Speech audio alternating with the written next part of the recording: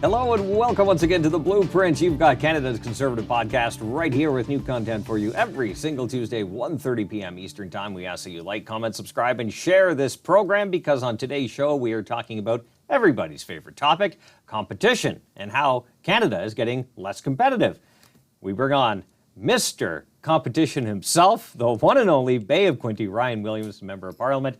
He's also the critic for competition for the official opposition. Thanks for coming on. Thanks for having me again. Well, as you had a video, you put it out on social media not too long ago. You kind of painted a very broad picture of how Canada is getting less competitive, more so under this government, but also leading up to it over the last few decades, how big companies are actually swallowing up the smaller ones. That's right. We talk about what we call Canada's monopoly problem. Yeah. And it's affecting, almost every aspect of Canadians' lives. They're paying more for cell phones, for groceries, for banking than almost everyone else in the world. And we look at Canada's bigger problems, productivity, wealth inequality, they also contributed to that. So, what we thought for years was the best for Canada was protecting our monopolies and oligopolies and thought it was all good. It ends up being real bad for Canada, and Conservatives have a big job to create competition in all of these industries and bring home savings to Canadians and their families. All right, so let's queue up. We'll set the stage. We'll get cut number one queued up, and we'll set the stage for the conversation we're about to have. So let's play cut one.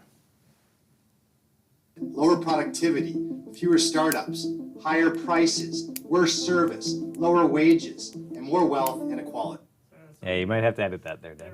Canada is made up of monopolies. Banking, groceries, airlines, cell phones, home internet, even beer. Across almost every sector and industry, monopolies and oligopolies reign supreme. And there are few winners and many losers when there's less competition. Lower investment, lower productivity, fewer startups, higher prices, worse service, lower wages, and more wealth inequality.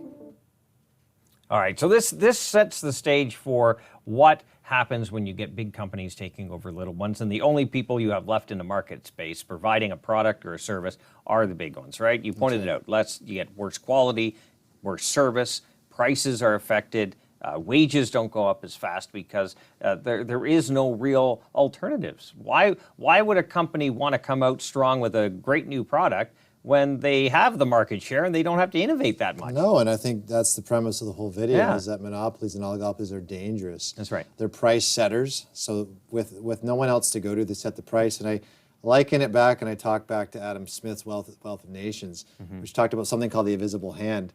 And the invisible hand was many buyers and many sellers that negotiate price.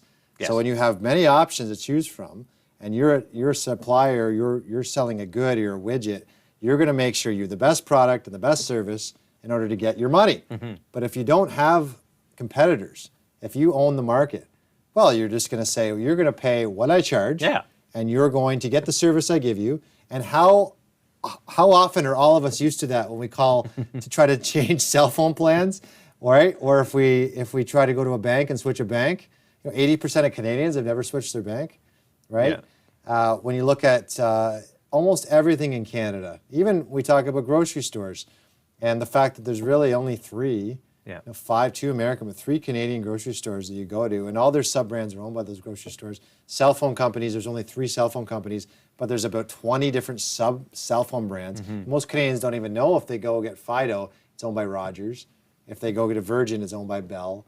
So, it's the lack of choice to Canadians and having this protected market that hurts Canadians in their pocketbooks, but it also hurts Canadians far, far greater than that. It's wages, it's going to be wealth inequality. It's the fact that we just don't have, even what I said in this video, a capitalist market anymore. If you don't have free choice and the invisible hand with many buyers, many sellers, this isn't capitalism. It's not a free market where you can buy and sell things at will. It's really a different form of that, and it's hurting Canada. So as these companies get bigger, they take over the smaller players and they just swallow up more and more until you have, 3 or 4. They merge with each other. Yeah. Exactly, or they merge with each other. They almost act like a massive government agency, right? When government involves in the marketplace, it eviscerates its competition, right? Because you can't compete against government. Same kind of thing that's happening here. They're just gobbling up the smaller players. So in small towns that you live in, that I live in, and Could be in a big city too. You crush that innovative spirit of the entrepreneurs that want to start up because the obstacles are just too high. Yes, and it's our fault because our government regulates and over-regulates these industries. So if you want to start a cell phone company, Jamie Smells cell phone or telco, you need about $6 billion to get into that market. So that's fully regulated. Same with banking. You know, the biggest competition we can bring to banking is open banking, which is new financial tech corporations who would provide a service, but this government stalled for 6 years in regulation. And so it's impossible to happen. The barrier is too high. If you want to have a grocery store, well, it's all about two things, real estate and distribution. Yes. We're a large nation, so distribution is really difficult. Real estate's really hard to come by. And what's happened with these grocery stores is they've cornered the real estate markets. So they own not only the real estate where the grocery stores are now, they own the real estate where grocery stores are going to be, where neighborhoods will be built. They're very shrewd this way, but that's, again, a control they have because of their power, which limits competitors entering that market. And that is what kills competition in Canada. And to your point, small companies being bought by big players, but also big players merging with one another. We had 3 main mergers that have happened in the last 3 years. 3 in the last 3 years. I was on a committee the other day against Jagmeet Singh, leader of the NDP, because the NDP always talk about being against greedflation, they call it, the big corporate oligarchs, which they are, but at the same time didn't stand up and end this government, which they could have, when Rogers merged with Shaw, when WestJet merged with Sunwing, or they bought Sunwing, and when RBC merged with HSBC. And what happened? Well, the corporations all got bigger. Did Rogers lose any market share or any money last year? Nope. Did WestJet lose any market share? No. And guess what? Sunwing shutting down. And did RBC have a bad or good quarter after they bought RBC or HSBC? They had the best quarter they had. They made $1 billion more from January to the end of March than they did the quarter before they bought HSBC, which only made $300 million the last quarter of 2023.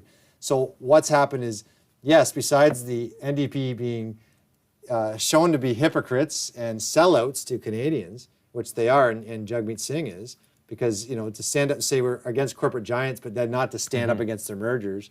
But number two, the fact that this government continues to support mergers and not create competition, although they say all this legislation that's going to stop it in the future. You know, no, we have not had a government create competition for Canadians in a very, very long time. Well, that's where I see the NDP, right? I think in their minds, they are thinking, if we just tax these companies more, we don't care how big they get, we'll just make sure that we just keep taxing them, right? Which, if you're a big company, it's somewhat okay, right? Well, there's no competition, you just pass it along, right? If you're the only company and I'm saying in a tax, exactly. Where's the extra money going to go? Just look at what we're seeing now. What's the best example? The carbon tax. Yeah, the carbon tax. The carbon tax is being added to the farmer, Yep. to the manufacturer, and to the trucker. And where is that cost going? To the consumer. We have the highest grocery prices we've had in a whole history of this country. But that's an example of a tax, and it gets added on the more we have monopolies. And then you see how insane this carbon tax is on top of the fact that we have major oligopolies and monopolies in this country. Yeah, so the NDP, their formula doesn't work, right? It's just that socialist mindset, right? Like the politicians and bureaucrats, so the unproductive managing the productive, right? And soon those productive people start to get fed up. And you need a three-legged stool to grow competition, right? And the NDP, so, you know, the NDP will go out and say they need competition. We were just today talking about Jagmeet Singh's private members bill on competition. But they only know one side of competition, which is changing a couple things in the Act, which really stole my efficiencies defense private members bill, which was stolen last summer. By July or August, it was gone. And secondly, looking at some tweaks that might change things in the future. But when it comes to, and they only talk about one thing, regulation. Of course. Right? Regulation is the only thing they talk about. Big companies love that too. Three legs of the stool, and this is why they fall over and they fall left on their one-legged stool, is you also need competition, which means a free market of new competitors. Yes. New companies that can enter, and then the other one is going to be innovation. So a lot of times, to solve our competition problems, we also have to have new innovative companies. You don't have innovation when you have a monopoly or oligopoly because there's no reason for them to be innovative. There's no competition. So that's not there. You make companies be innovative by making sure there's good competition, but also a nation that develops research and development that also allows small and medium companies to commercialize that. And that's something we really are terrible at in Canada as well. So it's competition, innovation, and regulation as a whole. Regulation meaning not more red tape. It means that we're lessening red tape for those companies that want to enter a market. And yes, we are restricting the power of monopolies, so ensuring they can't merge with one another, that they're restricted in really buying every small company that they want, which means we're giving more power to the Competition Bureau, who is really the police force for competition in Canada, who right now still reside within the government, within ISED. It's really terrible. They need to be on their own. So we're going to have a few clips in just a second, but talk about the innovation part as well. What this government is doing with a number of sectors, they are inserting themselves into the marketplace. This is the other pillar that they're going to, right? They are forcing companies to apply for funding, and in some cases get that funding based on the ideology of the government at the time, right? They have a view on how the world or the Canada should be shaped, and anyone that conforms to that view applies for funding and could be awarded that. So you actually get government innovation, not exactly innovation that benefits the consumer. And is it innovation? It's not innovation, it's government. It slows down everything. Name an innovative product that came from the government. That's right, you can't. Name one, You can't. There isn't one. No. No, and to your point, the government decided, yes, that of all the things in Canada besides a free market, we're going to decide that EV manufacturing is very important. But we're not letting the market dictate it. Two things we're doing. We're going to mandate electric vehicles by 2035. Yep. Well, it doesn't sound like free market. It seems like we're going to tell We're telling people how to do it. Second, we're going to spend massive amounts of taxpayer dollars, $44 billion, and putting 3 plants into Canada. Are we mining the materials going to the batteries? No, we're not. Are we getting the car manufacturing, right? No. The new innovation? It's No, just that's the going to final Alabama assembly. and other areas. Are we getting any of the IP? It's the intellectual property from this. No, we didn't really protect that. So what are we getting? Jobs.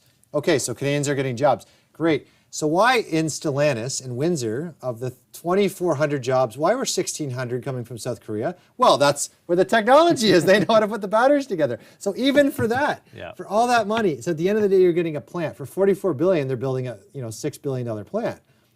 That's not a trade-off. It certainly isn't, and we've seen over and over again, government knows best, isn't best.